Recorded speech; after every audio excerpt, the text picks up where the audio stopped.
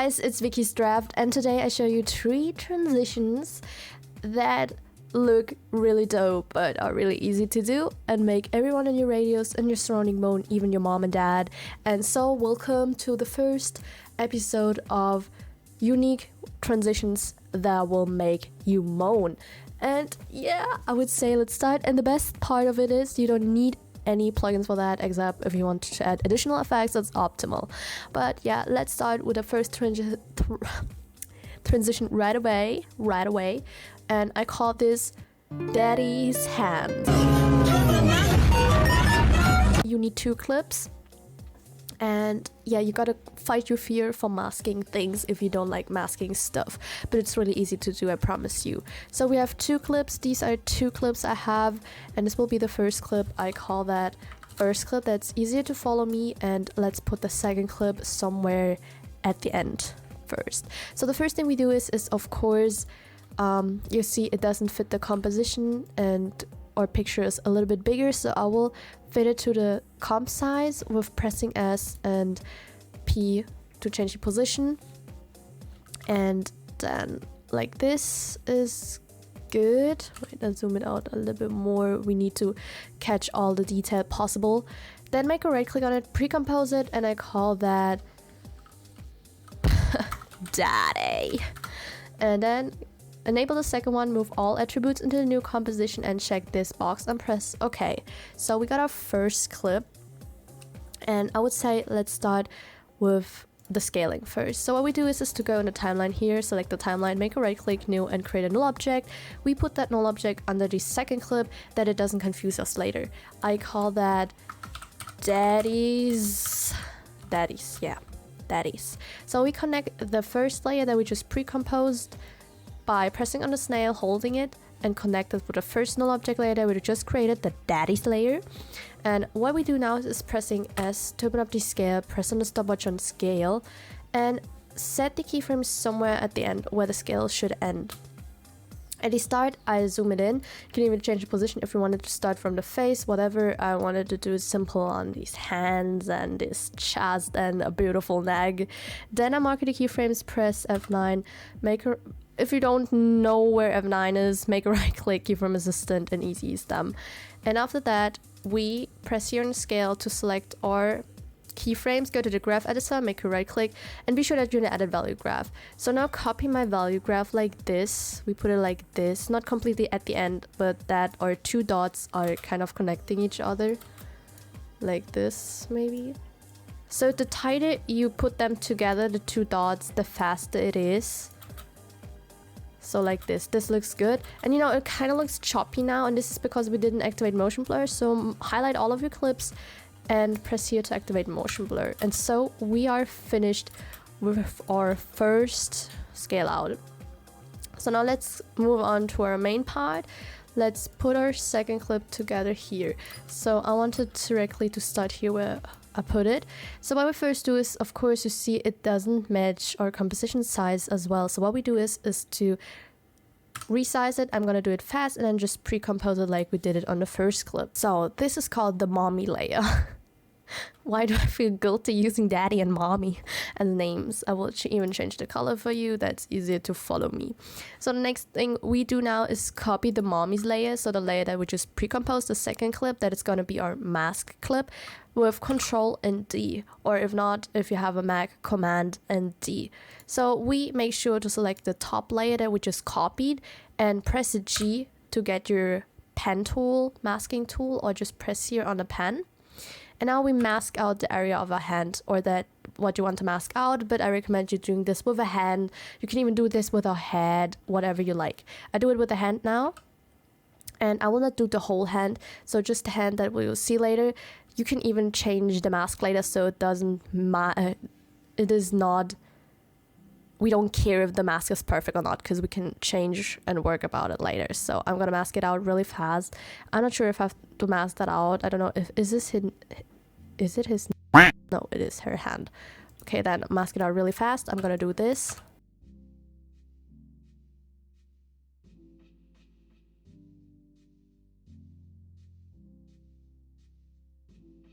After finishing your mask, it will look like this. You will see, you will not see a change. What the? What is that? I just noticed that now. What in the fuck is that? Is that honey? Anyways, if you're finished with masking, you will not see any change because we have our bottom clip. You will just see it if we make our clip invisible. So now don't worry about that. We create a new null object again on the timeline, make a right click, new, create a null object. I renamed that to mommy, that we know which null object belongs where. And now you like highlight both mommy clips, like both second clips, the mask one and the normal one, and parent them with the null object again. So I put it a little bit back that it fits to the duration of our second clip. So first we will adjust the clip. I use to press S and Shift and P to open up position and scale, and I will reposition it now that our hand is on the left right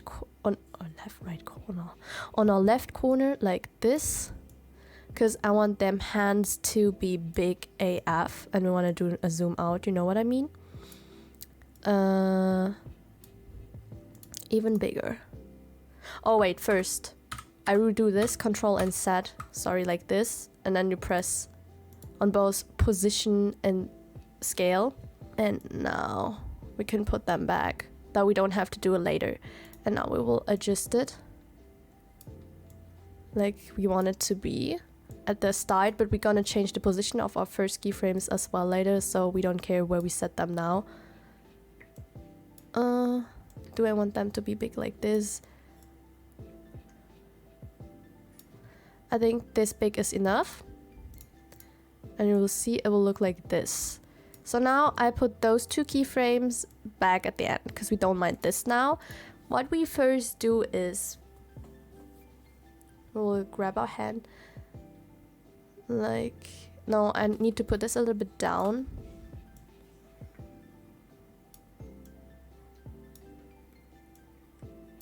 Like this.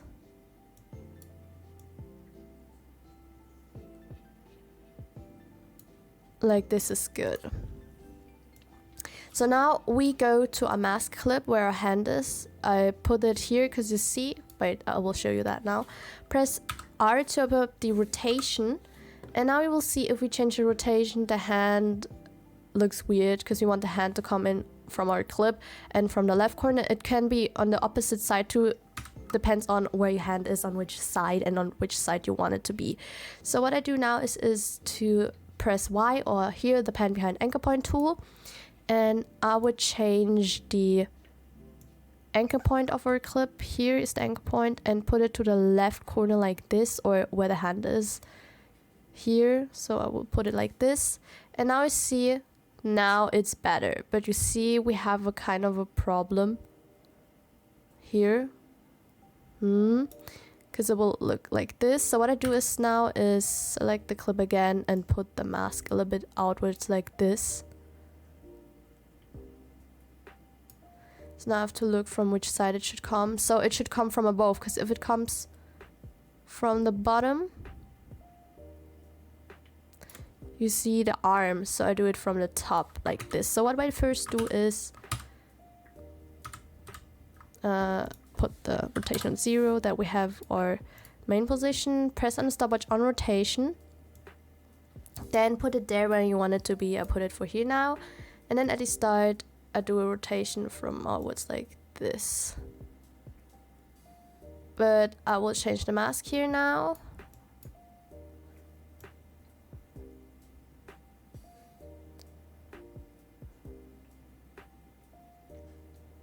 Maybe we should do it more zoomed in then, like this. This is better. Or yeah, this is okay. So what I do now is mark all the keyframes and press F9 to ease them. Mark all clips, activate motion blur. So it looks like this now. So what I do now is here, wait. Go to the clip under the bottom clip where the whole clip is, press T to open up the opacity, press on the stopwatch on opacity, and set the keyframe somewhere. It has to be aligned with the keyframe where the position and scaling ends. And at the start, we set the keyframe to 0. And now we look where we put that. I put it like this. So I have the opacity keyframes aligned with the null object keyframes like this. But you see now we have a problem. Like this, we gotta readjust this. So it looks like this now. Mark the opacity keyframes and press F9 to ease them as well. And now we are basically finished, but let's grab everything, and it's a little bit too slow. So what I will do is putting these a little bit back like this. And I will start the position and scale already when the hands comes in. So here, so we gotta change the position of it too. So like this. What I do now is to go to position and scale, highlight both of the keyframes, go to the graph editor, make a right click and be sure that you're in the ended speed graph. And we do a middle graph. A middle graph, make it look smooth so it goes fast, slow and fast. And it looks really cool on these kind of transitions. So like this. So it will look like this now. Wait. No, it gotta start earlier. So I put them back, maybe aligning them. Wait.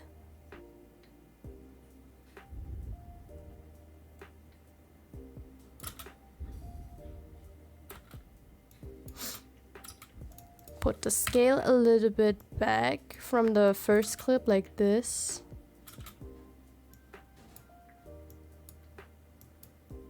And go to the added value graph, put them back up like this.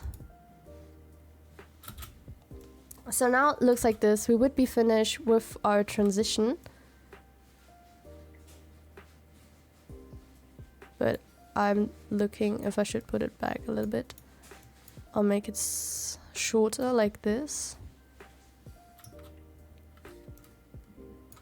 And then, oh my gosh, adjust it. Edit speed graph.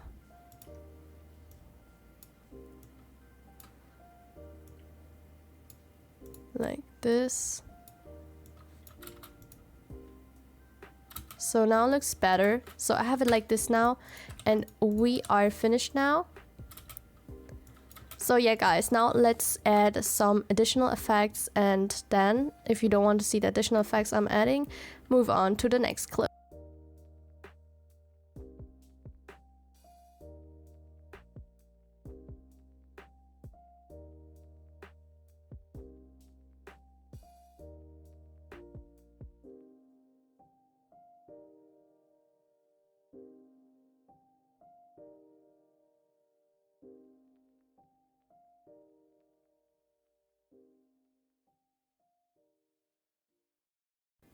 Oh, mommy, mommy, mommy, mommy, we like the mummies. Second transition, it's one of my favorites again, and this looks really lit.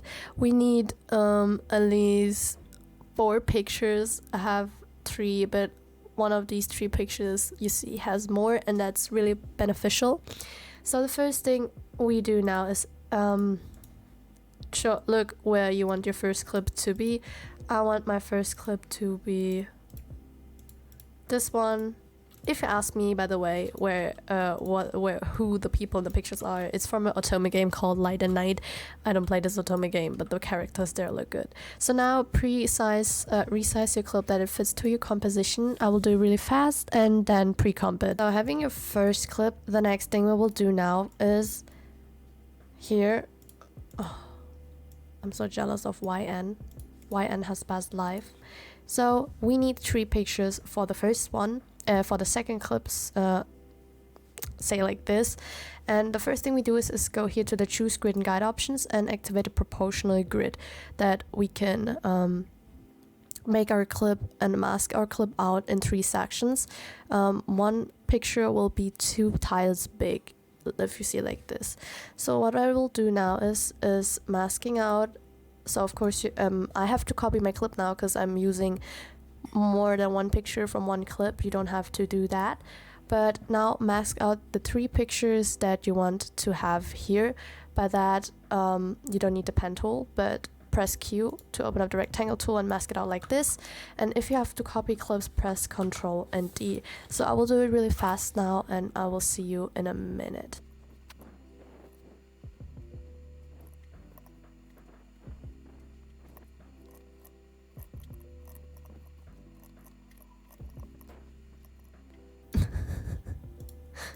Oh my god.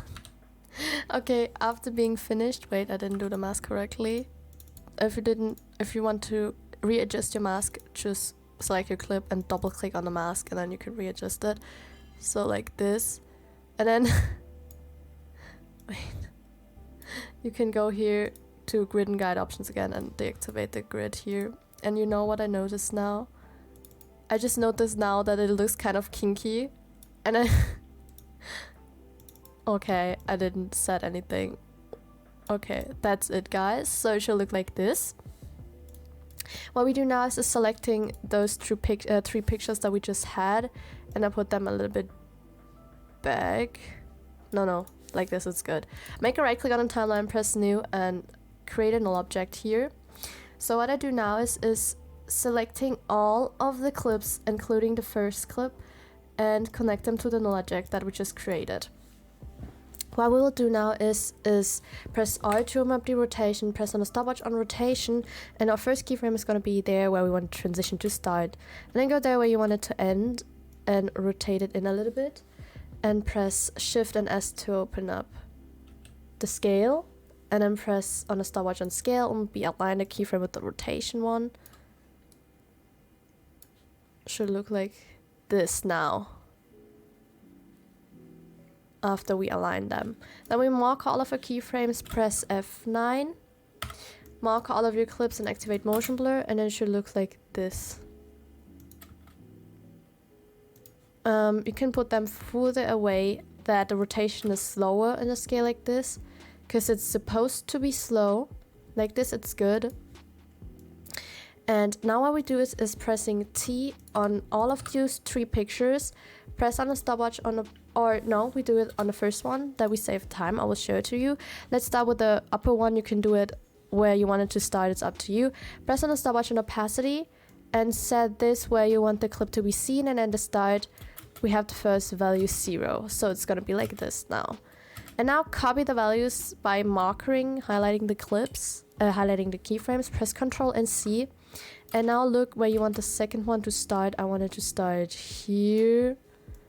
Wait, I do it slower. Here maybe. So it's gonna look like this. And then paste it in with Ctrl and V if I didn't mention that. So it's gonna look like this now.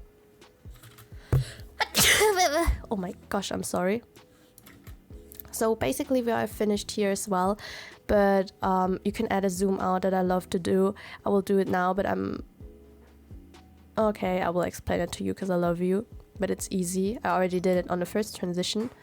So yeah, and then add a turbulent displays and of course coloring and stuff to make it look better. I saved the project now just in case, and I'm rewatching that whole time.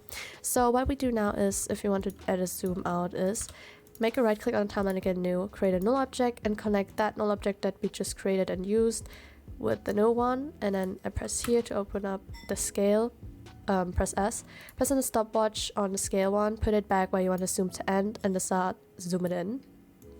Then mark your keyframes, press F9, go to the graph editor, right click and edit value graph, and just make the same graph like we did on the transition before, so like this. But it might look weird now. I activate motion blur, of course, because you see, boop, there it zooms in again. So what I do is press U here and start it later, like this. Maybe here.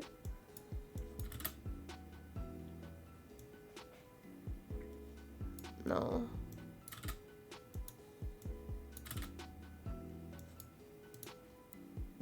Adjusting that. And then we have to adjust the opacity keyframes here as well. So like this. And put them like that. I will of course adjust it because it doesn't fit that much now. But yeah, add your additional effects now, and I will see you in the last transition.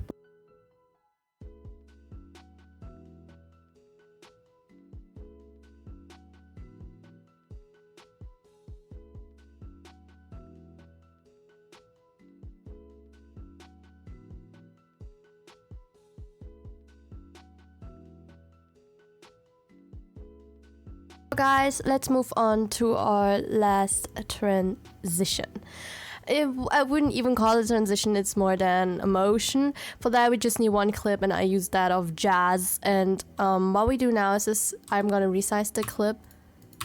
You should do that now as well, and then yeah, pre-comp it. After pre-comping that, what we do now is just make a right click, new, and create a null object.